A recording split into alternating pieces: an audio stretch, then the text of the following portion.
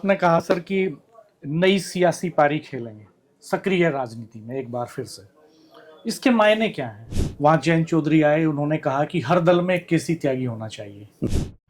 लेकिन चौधरी चरण सिंह ने जो सवाल उठाए खाली कृषि का नहीं उठाया, उन्होंने कामगार के उठाए, उन्होंने लैंड रिफॉर्म्स के उठाए, उन्होंने सिविल सोसाइटी के उठाए। क्या आप भविष्य में कोई ऐसी संभावना देखते हैं कि जो 27 का चुनाव होगा उसमें कुछ नए गठबंधन आकार लेंगे यूपी में? कि ओवैसी टिकट कटवा तक सीमित है और सबसे बड़ा ये है कि हर चीज़ की एमआरपी तय है।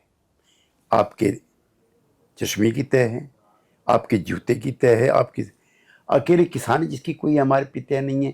तो जो खेती का संकट है, संकट की खेती है, ये जस की तस है जैसे चौधरी साहब छोड़ गए। यूपी में कांग्रेस और समाजवादी पार्टी के गठबंधन में कितनी सीट शेयरिंग का रेशो क्या रह सकता है सर? बीच बीच में चर्चाएं आती हैं सर कि कांग्रेस का मायावती के साथ, बसपा के साथ गठबंधन हो सकता है। क्या ऐसी कोई संभावना लगी? क्या आजाद समाज पार्टी का गठबंधन हो सकता है? नहीं, वो एक जिले तक सीमित है। यद्यपि चंद्रशेखर मेहनत करते हैं, घूमते फिरते हैं, लेकिन आप सहारनपुर हम लोग हारे हैं, कैराना में हारे हैं, हम लोग मुजफ्फरनगर हारे हैं, हम लोग मुरादाबाद हारे हैं, हम लोग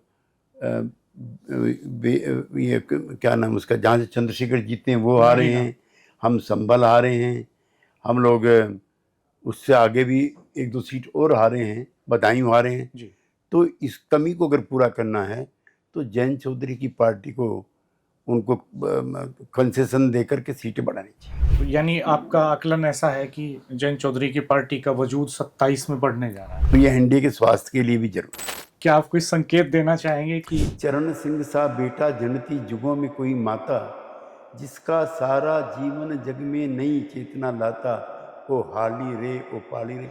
क्या चुनाव लड़ेंगे सर? नमस्कार, इस वक्त हम केसी त्यागी जी के साथ हैं जो लोकसभा और राज्यसभा में दोनों सदनों में प्रतिनिधित्व कर चुके हैं और हाल ही में जनता दल यूनाइटेड की जो मेंबरशिप है आपने उसका रिन्यूअल नहीं कराया, ये डिक्लेयर कर दिया सार्वजनिक तौर पे। और 22 मार्च को दिल्ली में एक समर्थकों की बैठक बुलाई है जिसमें अगले कदम को लेकर के फैसला लेने जा रहे हैं। तो हम बात करेंगे कि अगली रणनीति क्या है वेस्टर्न यूपी और यूपी की पॉलिटिक्स पर, इसका क्या इम्पैक्ट होने जा रहा है। आपका हमारे चैनल पर बहुत स्वागत है। धन्यवाद। आपने एकदम हलचल पैदा कर दी है सर, ये बता के कि मैंने मेंबरशिप का रिन्यूअल नहीं कराया। तो क्या वजह रही सर, क्यों नहीं कराया? 30 अक्टूबर 2003 में जॉर्ज फर्नांडिस, शरद यादव, नीतीश कुमार, दिग्विजय सिंह और मैं, हम 5 लोगों ने समता पार्टी जनता दल का विलय करके जनता दल यूनाइटेड बनाया था। जॉर्ज साहब उसके अध्यक्ष थे, मैं चीफ जनरल सेक्रेटरी था और बीच में काफ़ी उतार चढ़ाव आते रहे और बिहार में नीतीश कुमार जी के नेतृत्व में हम लोग सरकार बनाने में कामयाब रहे और बिहार को ऊंचाइयों पर लेकर के गए। लेकिन जॉर्ज साहब की मृत्यु के बाद, फिर शरद जी की मृत्यु के बाद, दिग्विजय सिंह की मृत्यु के बाद और नीतीश कुमार जी की राजनीतिक और शारीरिक अस्वस्थता के चलते मेरी भूमिका भी वहाँ पे सीमित हो गई और बिहार पार्टी का जो चरित्र है वो भी लोकल हो गया बहुत। तो ऐसे में मेरे लिए सक्रिय तौर पे काम करना बड़ी दिक्कत आ रही थी। तो मैंने अपने मित्रों से सलाह की, तो जनता दल यूनाइटेड का मेंबरशिप कैंपेन भी चल रहा है, तो इस बार मैंने उसमें हिस्सा नहीं लिया। 23 साल के बाद मैं पार्टी का प्रधान महासचिव रहा, मैं पार्टी का एडवाइज़र रहा, मैं पार्टी का चीफ स्पोक्समैन रहा। तो हालांकि कठिन निर्णय था, लेकिन मैंने रिन्यूअल नहीं कराया और तय किया कि अपनी सक्रियता अब मैं उत्तर प्रदेश में बढ़ाने का काम करूंगा। और चूँकि मैं एक प्रोमिनेंट पॉलिटिकल एक्टिविस्ट हूँ 50-52 सालों से और स्थानीय भी और नेशनल पॉलिटिक्स से जुड़ा रहा हूँ, इसलिए हलचल अभी स्वाभाविक है। आपने कहा सर कि नई सियासी पारी खेलेंगे सक्रिय राजनीति में एक बार फिर से, इसके मायने क्या हैं? नहीं, सियासी पारी से मतलब भाई जनता दल यू से मेरा कोई वैचारिक मतभेद नहीं। वो पार्टी भी चौधरी चरण सिंह, डॉक्टर लोहिया और कर्पूरी ठाकुर की जो कृषि आधारित राजनीति है, सामाजिक न्याय की राजनीति है, उसकी पक्षधर रही है, तो वैचारिक तौर पर उन पे, और मैं भी मानता हूँ, आज मैं जिस समय आपसे बात कर रहा हूँ, नीतीश जी जैसा चरित्रवान, ईमानदार, जाति प्रथा का विरोधी, अच्छा शासन चलाने वाला ऐसा कोई मुख्यमंत्री नहीं है। उनसे मेरा कोई किस तरह का मतभेद नहीं। लेकिन मैं अपने आप को यूपी की राजनीति में सक्रिय करके, चूँकि मेरा जन्म भी यहाँ हुआ, 6 लोकसभा के चुनाव लड़े, और मैंने अपने राजनीतिक जीवन की शुरुआत भी जो हमारे उत्तर प्रदेश के फिर बाद में देश के नेता बने चौधरी चरण सिंह, उनके साथ की 9 अगस्त 1974 को, जब चौधरी चरण सिंह जी यूपी की पॉलिटिक्स से राष्ट्रीय स्तर पर आ रहे थे, तो उन्होंने लोकदल बनाया था। और मुझको आज तक याद है, हिंदू महासभा भवन में उसका सम्मेलन था, चौधरी साहब उसके अध्यक्ष बने, कांग्रेस का विकल्प बनाने की प्रक्रिया थी, बीजू पटनायक उपाध्यक्ष बने, पीलू मोदी जनरल सेक्रेटरी बने, और राजनारायण, रवि राय, कर्पूरी ठाकुर, चौधरी देवीलाल, कुंभाराम आर्य जी, चांदराम जी, सब उसके माननीय सदस्य बने। तो वहाँ से मैंने अपना राजनीति जीवन शुरू किया। फिर जयप्रकाश जी के नेतृत्व में बिहार आंदोलन चला, उसमें पार्टी की भी और मेरी भी एक भूमिका रही। फिर मैं चौधरी चरण सिंह जी के जन्मदिन पर मैं आपातकाल का विरोध किया, चूँकि इंदिरा गांधी ने जब गद्दी छोड़ने से 12 जून के बाद मना कर दिया था, तो पूरे देश में आंदोलन चल रहा था। उसमें JPB मोरारजी भाई, अटल बिहारी वाजपेयी, चौधरी चरण सिंह समेत जितने नेता थे सब गिरफ्तार कर लिए थे। तो मैंने सत्याग्रह किया, लंबे समय तक मैं मेरठ जेल में रहा। बाहर आया तो जनता पार्टी बनी और इंदिरा गांधी सत्ता से बाहर हो गई। चौधरी साहब ने मुझे उस 77 में ऑल इंडिया का महामंत्री बनाया नौजवानों के संगठन। आप बहुत कम उम्र में चौधरी चरण सिंह के करीब चले गए। मेरे ख्याल में आप शायद 28 साल के थे जब आप मेंबर ऑफ पार्लियामेंट बने। नहीं, उस समय तो मैं पहली बार चुनाव लड़ा, मेरी बहुत कम उम्र थी, और मैं चूँकि आइडियोलॉजिकली भी बहुत कमिटेड था चौधरी साहब से। कैसे गए आप उनके इतने करीब? नहीं, एक तो पश्चिमी यूपी का होना भी एक फैक्टर था, और दूसरा हम किसानों के परिवारों में पैदा हुए हैं, हमने वो पीड़ा देखी है जिसको स्वर देने का काम चौधरी चरण सिंह ने किया। मैं अपने पिताजी के साथ एक बार गेहूं लेकर के मुरादनगर की मंडी में गया था, और बैलगाड़ी को छोड़ दिया। जो गेहूं था उसका भाव तय करने के लिए 3-4 लोग आए थे। मेरे पिताजी को बैठा करके उन्होंने गेहूं के दाम तय कर दिए, और पिताजी का उसमें कोई ना कंसल्टेंस थी ना इन्वॉल्वमेंट था। वो दिन मुझे बहुत बुरा लगा। मैंने देखा कि किसानों को समर्थन मूल्य मिलना चाहिए, मिनिमम सपोर्ट प्राइस, लाभकारी मूल्य मिलना चाहिए। ये सवाल राष्ट्रीय स्तर पर चौधरी चरण सिंह ने उठाया, तो एक इमोशनल अटैचमेंट और इन्वॉल्वमेंट भी था। पिछले दिनों आपकी किताब आई, संकट की खेती। जबरदस्त टाइटल था, वो सुर्खियों में रही। हाँ। और खास तौर पर किसानों के बेटे बेटियों के बीच में जो अब शायद खेती करना नहीं चाहते, तो आपने उनकी आवाज को किताब की शक्ल में तब्दील कर दिया। उस प्रोग्राम को हम सुन रहे थे, वहां जयंत चौधरी आए, उन्होंने कहा कि हर दल में एक केसी त्यागी होना चाहिए। इसको कैसे देखते हैं आप, इस स्टेटमेंट? ऐसा चौधरी साहब की मृत्यु के बाद वो धारा भी कमजोर पड़ गई और कई हिस्सों में बट गई। सबसे दुर्भाग्यपूर्ण बंटवारा तो चौधरी अजीत सिंह जी का और मुलायम सिंह जी का था। उसके बाद बिहार की पार्टी अलग हो गई, कर्पूरी जी के नेतृत्व में देवीलाल जी अलग हो गए, जयंत चौधरी अलग हो गए। तो जो चौधरी चरण सिंह का जो कुनबा था बड़ा, तो वो कमज़ोर पड़ा। खैर, फिर कुछ समय बाद जनता दल में हम फिर इकट्ठे हुए, लेकिन वो भी लंबी उसकी उम्र नहीं रह पाई। मंडल के बाद फिर उसके कई हिस्से हो गए। तो ये जो दौर चला, ये राजनीतिक अवसरवादिता का, वैचारिक शून्यता का और सिद्धांतहीनता का दौर था, जहाँ सत्ता ही सर्वोपरि थी। लेकिन चौधरी चरण सिंह ने जो सवाल उठाए, खाली कृषि का नहीं उठाया, उन्होंने कामगार के उठाए, उन्होंने लैंड रिफॉर्म्स के उठाए, उन्होंने सिविल सोसाइटी के उठाए, उन्होंने माइनॉरिटीज़ के सवाल उठाए, उन्होंने दलितों के सवाल उठाए। तो वो सारे सवाल हमारे दिमाग में जहन में रहते थे, और उनकी गैर हाजिरी में भी उन सवालों को लेकर के हम चलते रहते थे। लेकिन सभी संगठन दिन पे दिन कमज़ोर होते चले गए, और इस वैचारिक शून्यता के दौर में अब इस समय वो सवाल कमज़ोर पड़ते नजर आ रहे।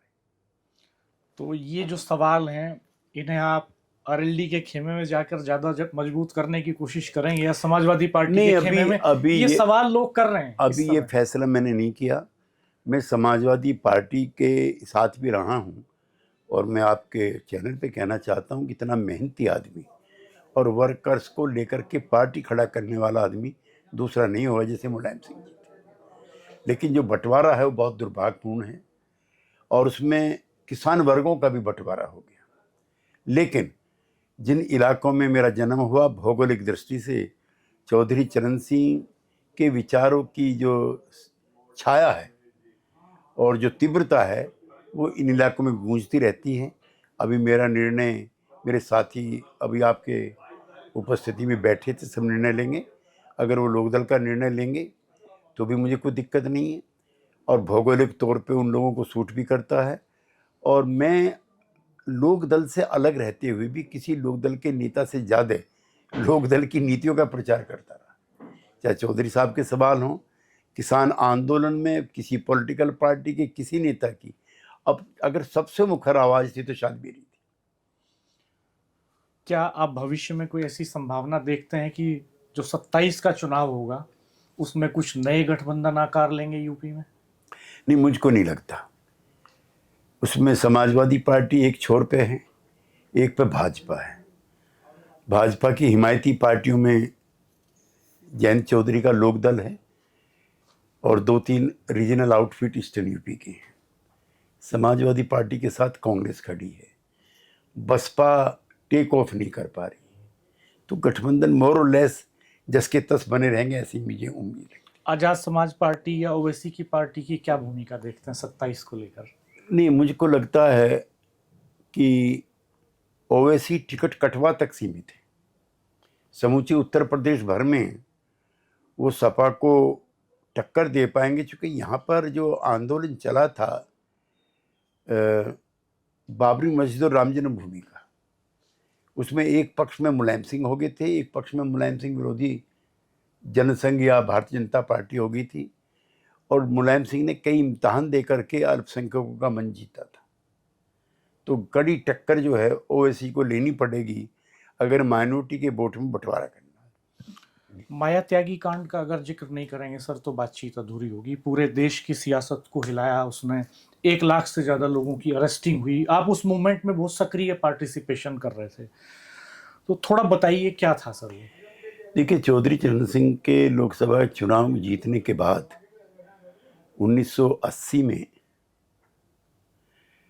वहाँ पर जो तंत्र था पुलिस का, पुलिस का ही तंत्र कहिए, बहुत निर्दयी हो गया था। और जो चौधरी चरण सिंह जी के समर्थक थे उनके साथ बदतमीजी करना, मारपीट करना, उठाना, वो ये करना, जो शासकीय जो होता है जुर्म जातियाँ, वो जारी थी। माया त्यागी अपने पति के साथ अपने मैके जा रही थी, तो वहाँ के जो एसएचओ थे गोड बागपत के, उन्होंने माया त्यागी के साथ बदतमीजी की। जब उनके पति ने और उनके साथियों ने विरोध किया तो उनको मार दिया गया। इस नृशंस हत्याकांड को वहाँ की जनता ने अस्वीकार किया और चौधरी चरण सिंह जी से जाकर के वो मिलते हैं। चौधरी चरण सिंह यूँ भी भारत के जनमानस की उन परंपराओं के वाहक हैं जो सीता और द्रौपदी के संकल्पों को और इरादों को भाप करके जनसंघर्ष के हामी रहे हैं। लिहाजा उन्होंने एक कमेटी बनाई और कहा कि इस पर आंदोलन करो। और चौधरी चरण सिंह एक एक आदमी को तिलक लगा करके अपने भेजते थे। हम लोग सबसे पहले जत्थे में थे मधु निमे जी के नेतृत्व में, फिर रवि राय जी के नेतृत्व में, और उस समय 1 लाख से ज़्यादा गिरफ्तार हुई, जिसमें अकेले इटावा से 15-20 हज़ार लोग जेल गए। और बाद में पहला स्वरूप था लोकदल का चौधरी चरण सिंह जी का, जिसमें जन आंदोलन को इस तरह से गति दी गई। चौधरी साहब धरना प्रदर्शन जुलूस के भी पहले खिलाफ हुआ करते थे और मुझे भी उसमें मधु निमे जी के नेतृत्व में जेल रहने का मौका मिला। उसमें चौधरी चरण सिंह की एक जन संघर्ष वाले नेता की भी छवि। सर, आपने संकट की खेती लिखी। हाँ, चौधरी साहब के आप अनुयायी रहे, उनके साथ आपने राजनीति सीखी, तो आप क्या मानते हैं कि 2026 में जब दुनिया बहुत तेजी से बदल रही है, जब आइडियोलॉजीज के बीच में बहुत गहरा स्ट्रगल दिखाई नहीं देता है। जब इस पे चर्चा हो रही है कि कॉन्स्टिट्यूशन के प्रियम्बल में समाजवादी शब्द रहे कि नहीं रहे, तब एक ऐसे वक्त में आप क्या मानते हैं कि कैसे वो जो संकट की खेती है उससे बाहर निकल करके आएगी पूरी? देखिए, खेती पे तो संकट है, इसलिए संकट की खेती हो गई है। अब जैसे ये युद्ध चल रहा है, इसमें पेट्रोल के दाम बढ़ रहे हैं, डीजल के बढ़ रहे हैं, गैस के बढ़ रहे हैं, किसानों का खर्चा बढ़ेगा, न्यूनतम समर्थन मूल्य जस के तस रहेंगे, और सबसे बड़ा ये है कि हर चीज़ की एमआरपी तय है। आपके चश्मे की तय है, आपके जूते की तय है, आपकी अकेले किसान जिसकी कोई एमआरपी तय नहीं है। सरकार घोषणा करती है फसलों के दाम, उस दाम पर कोई भी सरकारी खरीद छोड़ दीजिए, कोई बाजार में लेने को तैयार नहीं है। तो जो खेती का संकट है, संकट की खेती है, ये जस की तस है जैसे चौधरी साहब छोड़ गए थे। तो आपको लगता है सर कि ये जो इश्यूज हैं, जहां भी आप जिस नए प्लेटफॉर्म पे होंगे, इसका खुलासा तो 22 तारीख को होगा, वहां ये वॉइस आप बहुत दमदारी से रेज कर पाएंगे? नहीं, वो हम उठाते रहे, हम जनता दल यू में भी बड़े पदों पर रह कर के, और वैचारिक तौर पर हम 1 इंच भी हटे नहीं। हमारा मानना था कि किसान आंदोलन में जो तीनों कृषि बिल हैं उनको वापस लेना चाहिए, किसानों से बातचीत करनी चाहिए। वो देश के रक्षक हैं, वो अन्नदाता हैं। कई लोगों ने किसानों के आंदोलन को लेकर के नकारात्मक टिप्पणी भी की, इससे खराबी आई। एक दौर ऐसा भी आया कि जब टिकैत जी बैठे हुए धरने पे थे तो कुछ लोगों ने हमला भी किया। मैं स्मरण करना चाहता हूँ चौधरी अजीत सिंह जी को। वो मौके पे गए और उन्होंने आंदोलन को नई धार दी और किसान स्वाभिमान को बचाने का काम किया। तो वो धारा तो हमारे पुरखों की दी हुई और राजनीतिक तौर पे हमारे नेता चौधरी चरण सिंह की दी हुई धरोहर है, उसको तो हम उठाते रहेंगे। उसके लिए कुछ तकलीफ भी उठानी पड़ेगी तो भी तैयार है। आपको क्या लगता है सर, यूपी में कांग्रेस और समाजवादी पार्टी के गठबंधन में कितनी सीट शेयरिंग का रेशो क्या रह सकता है सर? देखिए, बड़ी और मजबूत पार्टी तो सपा है और कांग्रेस पार्टी बैसाखियों की पार्टी हो गई। अभी भी हरियाणा में राज्यसभा के चुनाव में उसके विधायकों ने वोट नहीं दिया पार्टी को, बिहार में 3 विधायक हो। तो कांग्रेस पार्टी को अगर मुलायम सिंह की पार्टी को इनको सीट भी देते हैं तो कांग्रेस पार्टी का भरोसा नहीं है कि उसके लोग कहाँ जाएंगे। हालांकि उनके बीच का मामला है, लेकिन मुझको नहीं लगता कि एक सब्सटेंशियल नंबर से आगे जाकर के कांग्रेस को सपा वाले उनको सीट। बीच बीच में चर्चाएं आती हैं सर कि कांग्रेस का मायावती के साथ, बसपा के साथ गठबंधन हो सकता है, क्या ऐसी कोई संभावना लगती है? मुझको नहीं लगता। मायावती पॉलिटिकली कई मामलों में अनरिलायबल है, जबकि जयंत को वो लोग अखिलेश को वो इस मामले में रिलायबल मानते। क्या आजाद समाज पार्टी का गठबंधन हो सकता है? नहीं, वो एक जिले तक सीमित है। यद्यपि चंद्रशेखर मेहनत करते हैं, घूमते फिरते हैं, लेकिन दलितों का बड़े हिस्सा निराश होकर के भी मायावती के साथ। ये जो कॉम्बिनेशन है सर आरएलडी बीजेपी का, इसमें आप क्या मानते हैं कि आरएलडी के खाते में कितनी सीटें आ सकती हैं? देखिए, इस समय कई तरह की शक्तियां हैं जो एनडीए के जन आदेश को भी, जन आधार को भी कमज़ोर कर रही है। मैं उसका जिक्र नहीं करना चाहता, लेकिन लोकदल की जितनी बड़ी भूमिका होगी, पश्चिम में किसान जातियों में सबसे प्रमुख जो है वो जैन चौधरी की बिरादरी के लोग हैं, जो सबसे आगे होकर के एनडीए के साथ हैं। अन्य वर्गों के बारे में उतनी मजबूती से नहीं कह सकते। और जो मुस्लिम पॉपुलेशन है वो भी मैक्सिमम इन्हीं इलाकों में है। आप सहारनपुर हम लोग हारे हैं, कैराना में हारे हैं, हम लोग मुजफ्फरनगर हारे हैं, हम लोग मुरादाबाद हारे हैं, हम लोग ये क्या नाम उसका, जहाँ से चंद्रशेखर जीते हैं वो हारे हैं, हम संभल हारे हैं, हम लोग उससे आगे भी 1-2 सीट और हारे हैं, बदायूं हारे हैं जी। तो इस कमी को अगर पूरा करना है तो जैन चौधरी की पार्टी को उनको कंसेशन देकर के सीटें बढ़ानी चाहिए। तो यानी आपका आकलन ऐसा है कि जैन चौधरी की पार्टी का वजूद 27 में बढ़ने जा रहा है? उम्मीद है, और ये एनडीए के स्वास्थ्य के लिए भी जरूरी है। अभी वो सवाल बाकी है सर, क्या आप कोई संकेत देना चाहेंगे कि नहीं, 22 तारीख को मैं आपको आमंत्रित करूंगा और उस दिन भी एक बड़ा इंटरव्यू आपको दूंगा। आपका स्वागत है। थैंक यू सर, आप हमसे बातचीत करने के लिए। कुछ आप एड ऑन करना चाहें हमारे व्यूवर्स के लिए? नहीं, थैंक यू वेरी मच। आपके व्यूवर्स जो हैं पॉलिटिकली बड़े कॉन्शियस हैं, विश्लेषण करते हैं, घटनाक्रमों पे वो नज़र रखते हैं और आपका जो बेबाक जो इंटरव्यू रहता है उसको सराहते भी हैं। मेरे उनके लिए शुभकामनाएं। Thank you sir. एक गीत गुनगुनाते हैं आप जो चौधरी साहब के बारे में, कि जुगों जुगों में। नहीं, वो बल्लभगढ़ की एक पार्टी थी जी और चौधरी साहब की जो किसान रैली थी उसमें बहुत आक्रोश था किसान वर्ग के लोगों में। तो वहाँ की हमने कुछ लोकगीत बनवाए थे, मैं इंचार्ज था उसका। तो वहाँ के चौधरी साहब इमोशनल भी हो जाते थे। चरण सिंह सा बेटा जनती जुगों में कोई माता, जिसका सारा जीवन जग में नई चेतना लाता, ओ हाली रे ओ पाली रे, ये करके गीत था जी। तो चौधरी साहब इमोशनल हो जाते थे। फिर 1984 के चुनाव में हमने इसका इस्तेमाल भी किया था। तो यानी ये मान के चलें कि आप जब एक नई पारी शुरू कर रहे हैं सक्रिय सियासत में, एक थोड़े गैप के बाद, चूंकि आप बिहार में लंबे समय एक्टिव रहे, बिहार की पॉलिटिक्स में, नेशनल पॉलिटिक्स में, लेकिन किसान वाले सवाल और चौधरी साहब जी, ये मेरे फ्रेमवर्क से कभी बाहर नहीं गए। तो क्या ये मान के चलें सर कि वो दौर लौट के आएगा, उस आना तरह के चाहिए। गीत, उस तरह की देखिए, मेरी कल्चर, कोई उस तरह इच्छा की नहीं है। पॉलिटिक्स?